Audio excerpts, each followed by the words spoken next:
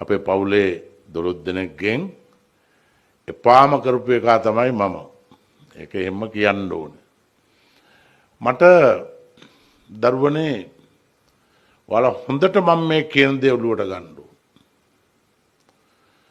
මම කරපුකම සමාජයට බලපෑමක් නම් කරේ නැහැ.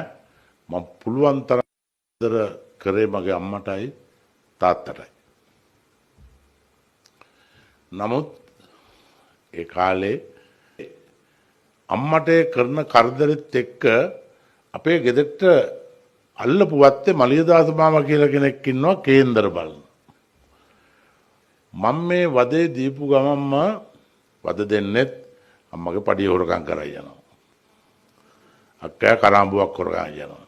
ඉතින් මම මේ කරදරේ දීපුවාම අම්මා